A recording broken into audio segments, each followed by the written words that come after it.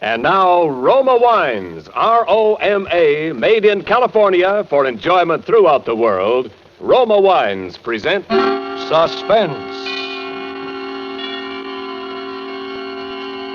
Tonight, Roma Wines bring you Miss Judy Garland as star of Drive-In, a suspense play produced, edited, and directed for Roma Wines by William Spear. Suspense, radio's outstanding theater of thrills, is presented for your enjoyment by Roma Wines. That's R-O-M-A, Roma Wines. Those excellent California wines that can add so much pleasantness to the way you live, to your happiness in entertaining guests, to your enjoyment of everyday meals. Yes, right now, a glassful would be very pleasant as Roma Wines bring you Judy Garland in a remarkable tale of suspense.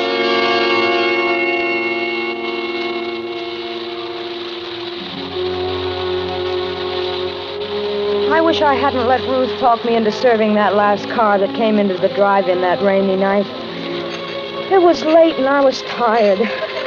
I'd been on my feet all day carrying heavy trays, hopping to it with impatient people glaring their headlights on and off in my eyes. Heaven knows there are a lot of impatient people in Hollywood. We car hops don't have an easy time of it. Talk about your mail carriers. Well, we're the same. Raining or blowing or boiling hot, we've got to get through with that tray or know the reason why.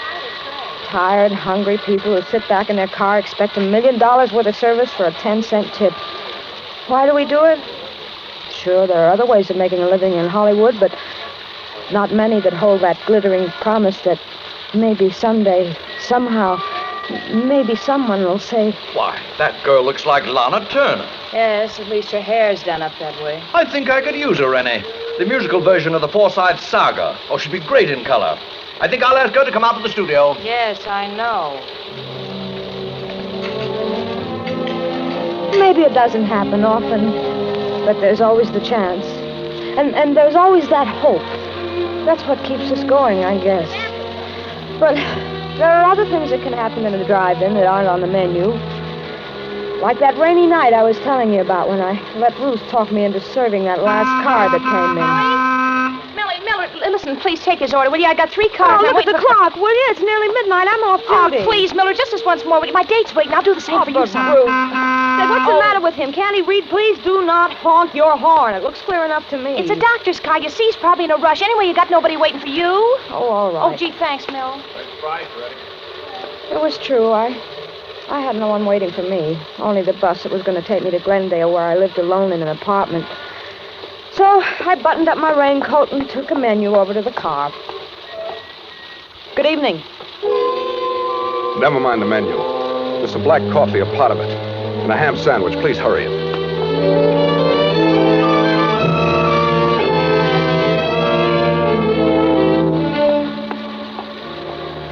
When I took his order over to the car, the window was rolled up a little too far, and it interfered with the tray, so I reached in to wind it down.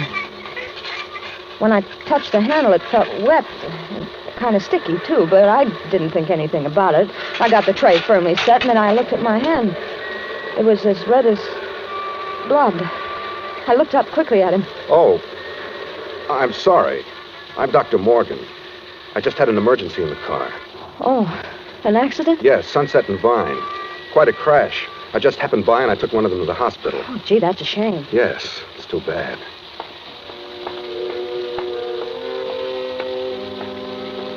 I walked back trying to wipe the blood from my hand with a paper napkin. It gave me a creepy feeling to have somebody's blood on my hand.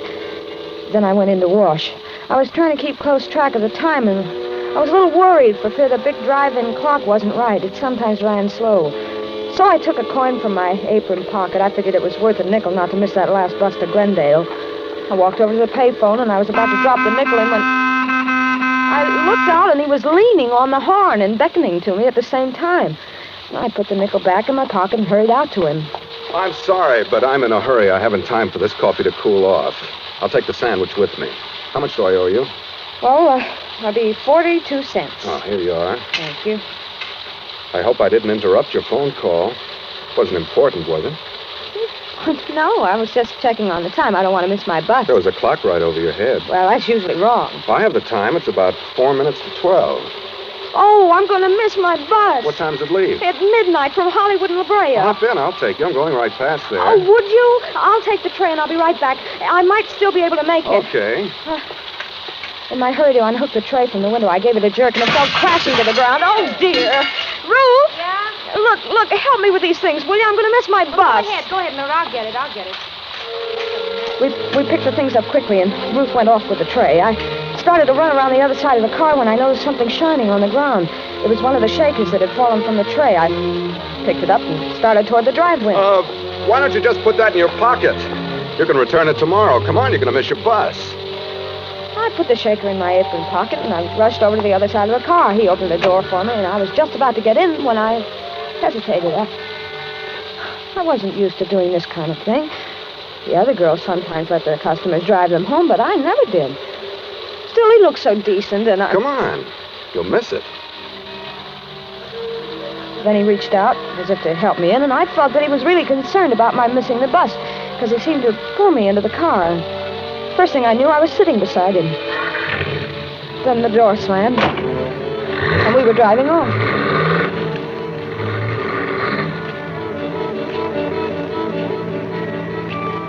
I was a little uneasy, but then I thought it's only a few blocks. I won't be in the car long.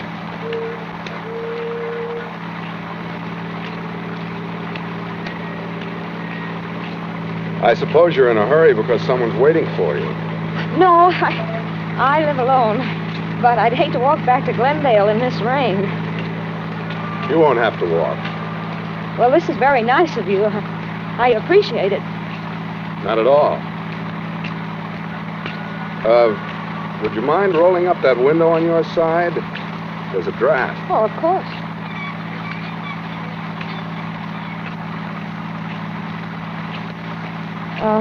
You can let me off at that corner over there. All right. Mm-hmm. Anywhere along here will be all right. This is fine. Right over there by the stop sign. Wait a minute, you're going through the stop signal. Am I? Yes, but I'll get off over there by the other one. My bus! You're turning the wrong way. Am I? Yes, this goes up to Laurel Canyon. Does it?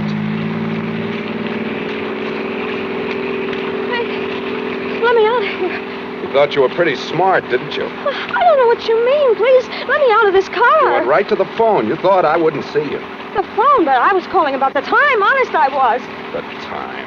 With that clock over your head. But that clock's wrong sometimes. Besides, who would I call? Why should I call anyone about you?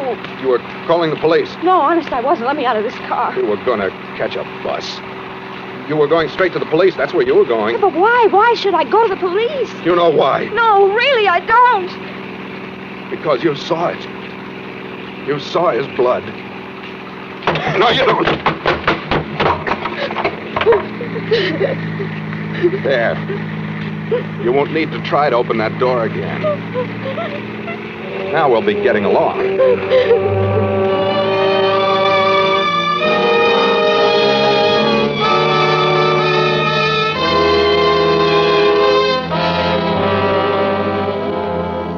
For Suspense, Roma Wines are bringing you Judy Garland in Drive-In. Roma Wines' presentation tonight in radio's outstanding theater of thrills, Suspense.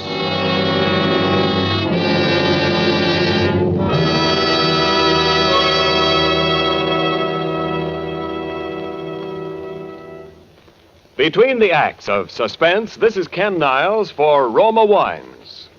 1 week from tonight, Thanksgiving dinner will be gone, but not forgotten. Not if your turkey shares the festive table with Grand Estate California wines. Before the feast, treat your guests to Grand Estate Medium Sherry, delicious with hors d'oeuvres. Let Grand Estate Burgundy or Sauterne bring out the full flavor of your holiday dinner. With dessert, enjoy Grand Estate Ruby Port or Golden Muscatel. Among the discriminating, Grand Estate wines are famed for brilliant clarity, full fragrance, and mellow taste. Unlimited bottling by Roma vintners, each Grand Estate wine is born of choicest grapes. Guided to glorious taste richness by Roma vintners' patient skill, necessary time, and America's finest winemaking resources. Enrich your Thanksgiving with Grand Estate wines, presented by Roma, America's greatest winemaker. Save at present low prices. Tomorrow, buy a case of Grand Estate wines for the holidays. And now, Roma Wines bring back to our Hollywood soundstage Judy Garland as Mildred, with Raymond E. Lewis as the man in Drive-In. A tale well calculated to keep you in suspense.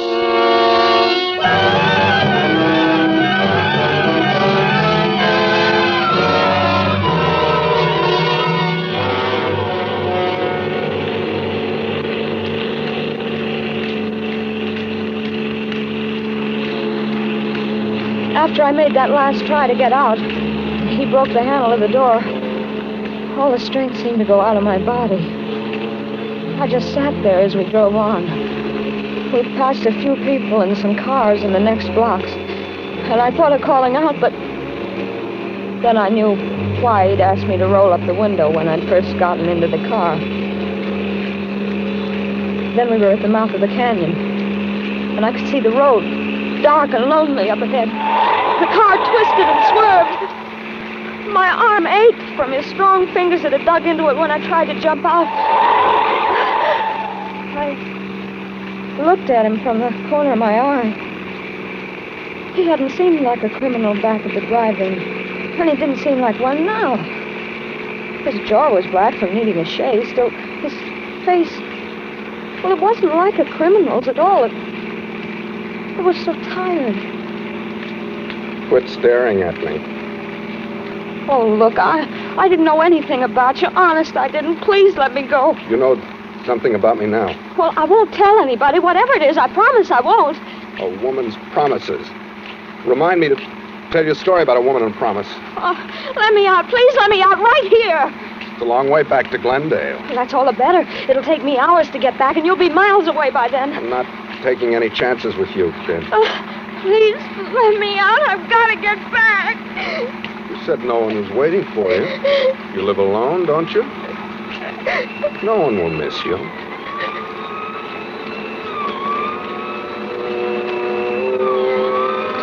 We both heard the siren then. He looked quickly in the rear vision mirror. Then he took a gun from his pocket and he turned to me. If that's for us and we're stopped, remember just this. I've used this gun before tonight and I can use it again if I have to.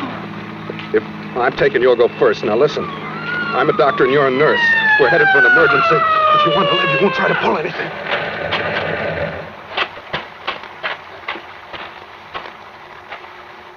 Going awful fast for a wet night, aren't you? Followed you up from Hollywood. I'm Dr. Morgan, officer. This is Nurse Johnson, emergency call. Let's see your identification. He fumbled through his pockets with one hand, holding the gun in my ribs with the other. The motorcycle cop looked over at me. I thought for a moment I could signal him with my eyes. But then I knew he wasn't looking at my face. He was looking down at my white starched blouse, which you could see under my raincoat. He thought it was a nurse's uniform. Ah, here you are. Okay, Doc. Sorry I stopped you.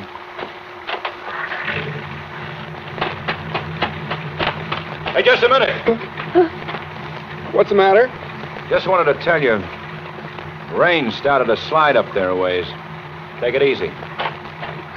Thanks, I will.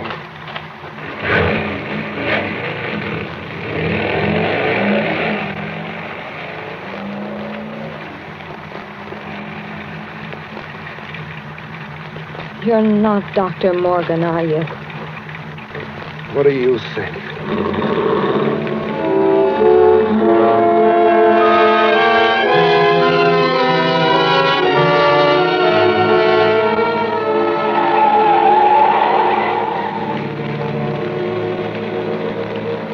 Then we came on the landslide. It wasn't a big one, but it had made a terrible mess of the road.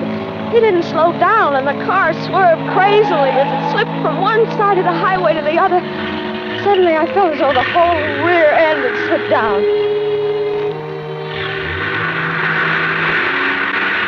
I looked over at him. He was tense. His neck was turned white as he clutched the wheel. He shoved the car into reverse.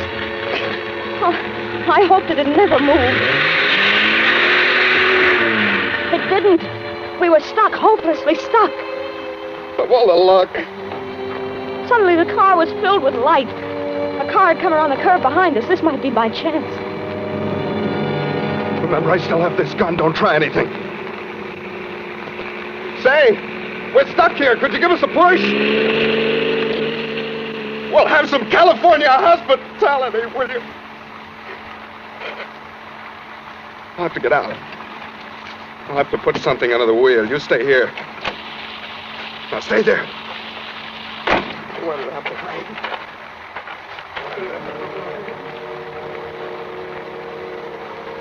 There were some bushes by the side of the road. If I could reach them, I could perhaps run up the side of the hill and hide. And then in the morning, make my way back down the canyon.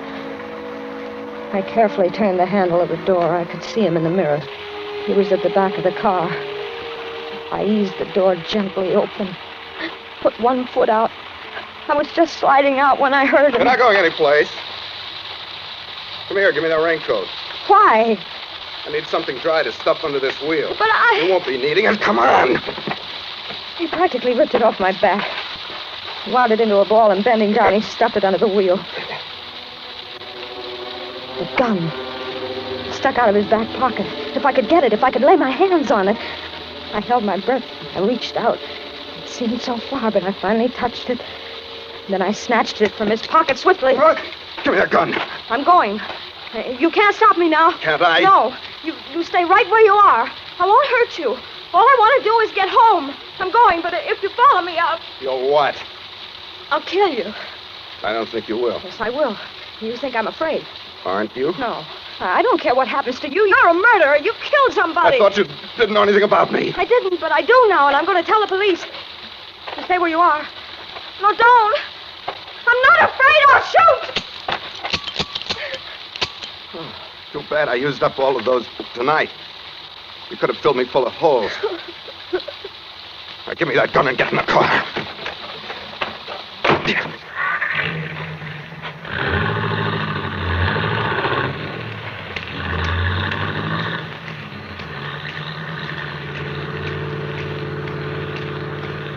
Are you going to kill me? What do you think?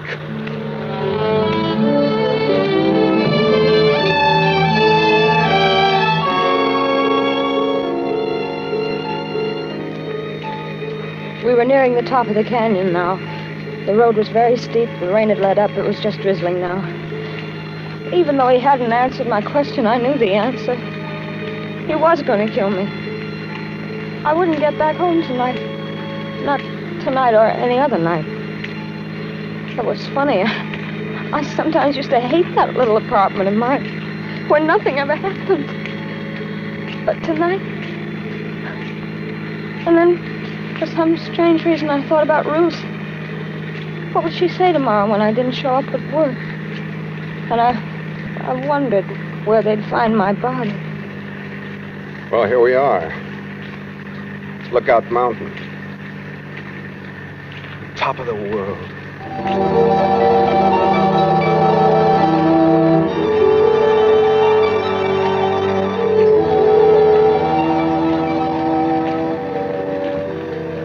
Suddenly we came over the crest of the hill, and way down below the city stretched out for miles.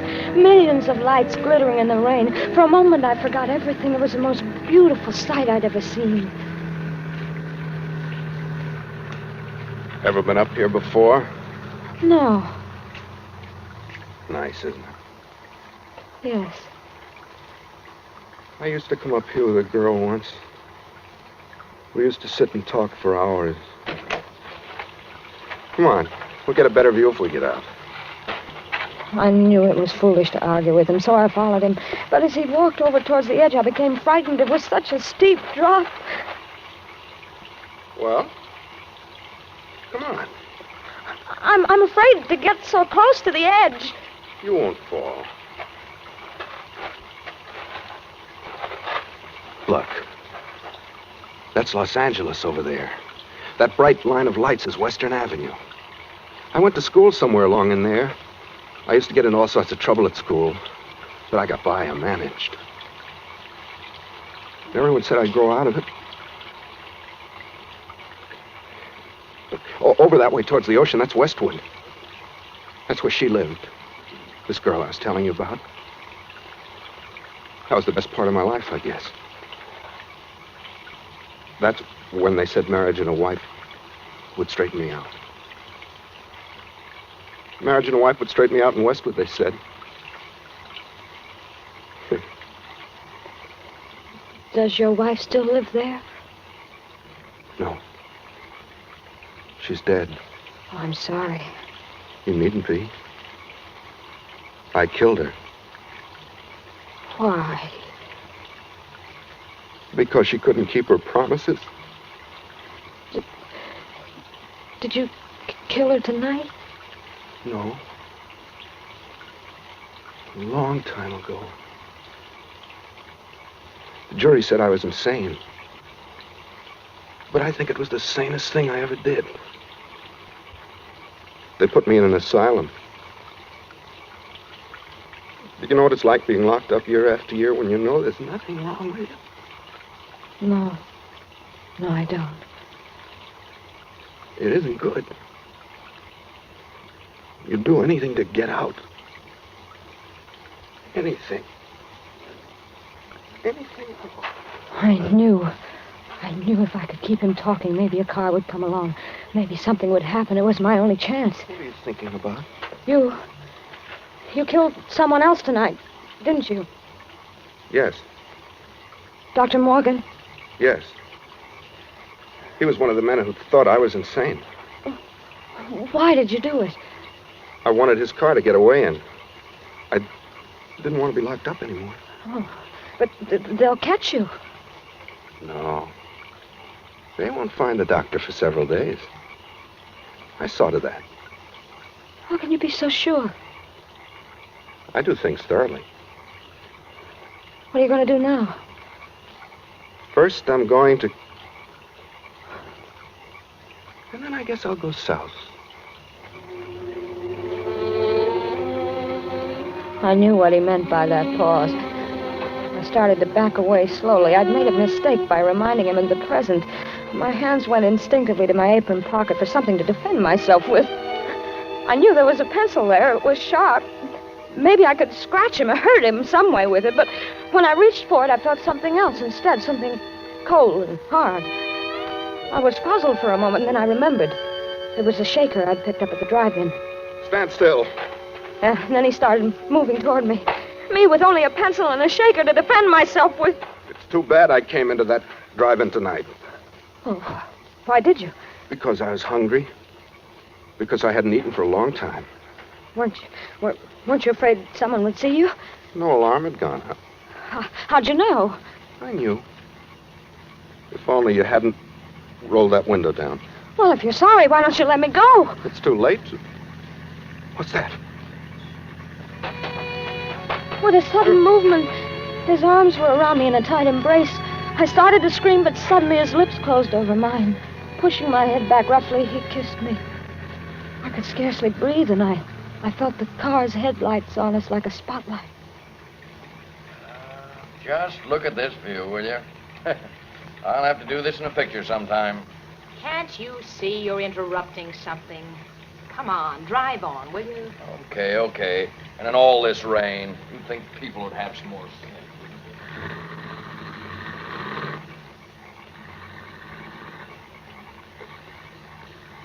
He held me a moment longer. And when the car had gone, he released me. My pencil had fallen to the ground, and I was left with only the shaker in my hand. I fingered it nervously, and then I felt the top coming off. I felt the contents spilling in my hand. What have you got in your hand? Nothing. Give it to me. No. Give it to me. He grabbed my wrist. He pulled me toward him. We were moving to the edge of the cliff, but my other hand was free, and I threw the contents of the shaker into his face. His hands flew to his face in an effort to clear his eyes, but I knew it was too late. The pepper had blinded him.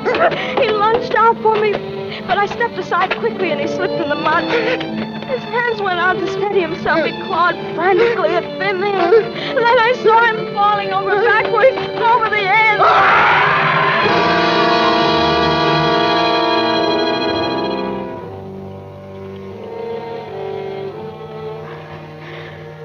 Then my strength gave way, and I felt myself sinking down to the ground.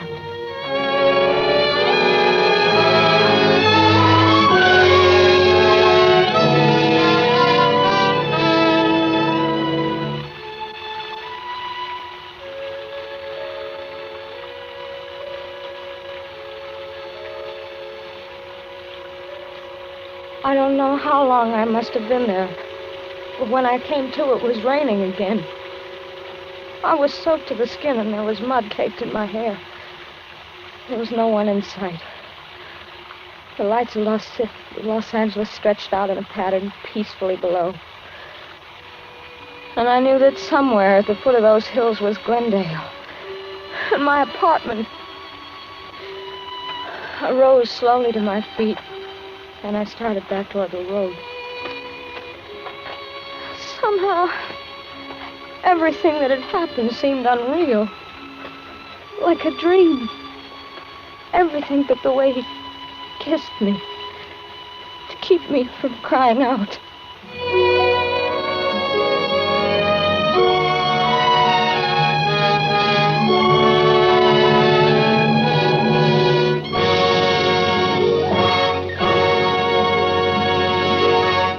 Suspense. Presented by Roma Wines, R-O-M-A, selected for your pleasure from the world's greatest reserves of fine wines. And now it's curtain call time for tonight's suspense star, Judy Garland. Judy, you were grand. We hope you enjoyed your part tonight as much as we did your performance. Thank you, Ken.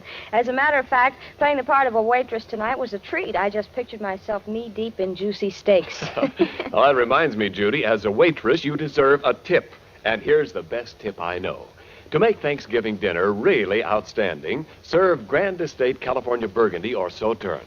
For Grand Estate wines presented by Roma, America's greatest vintner, are the ultimate in wine excellence. Yes, the brilliant clarity, full fragrance, and mellow taste of Grand Estate wines please the most discriminating guests. Well, I know that my guests would agree with you. And, Judy, there's a reason Grand Estate Burgundy and Sauterne are distinctively better. Because for Grand Estate wines, Roma selects only the choicest grapes. Then the priceless skill of Roma master vintners, necessary time, and America's finest winemaking resources guide this choice grape treasure to rich taste luxury. So remember, when you serve Grand Estate wines, you serve the finest, the crowning achievement of vintner skill. Well, that's a real tip, Ken. And so you can follow it, Judy. Here with Roma's compliments is your gift basket of Grand Estate wine. Well, thank you. And while I'm giving out thanks, let me give a great big portion with love and kisses to my great and good friend Bill Spear for his magical direction, and to Raymond Lewis for playing the man so wonderfully.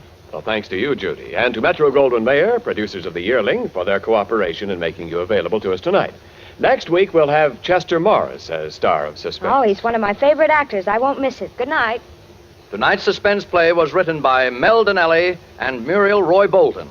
Next Thursday, same time, you will hear Chester Morris as star of Suspense.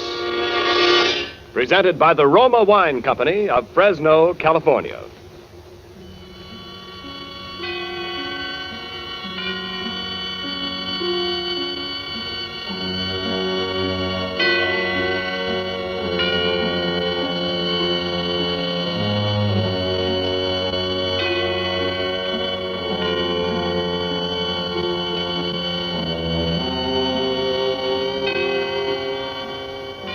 Ladies and gentlemen, in the coming weeks, Suspense will present such stars as Cary Grant, Olivia de Havilland, Alfred Hitchcock, Joseph Cotton, Roddy McDowell, and many others.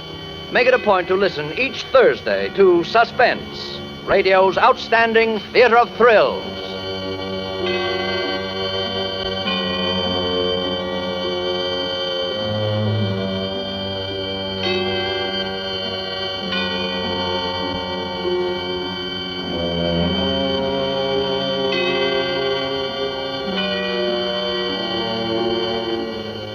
Suspense is broadcast from coast to coast and to our men and women overseas by shortwave and through the worldwide facilities of the Armed Forces Radio Service. This is CBS, the Columbia Broadcasting System.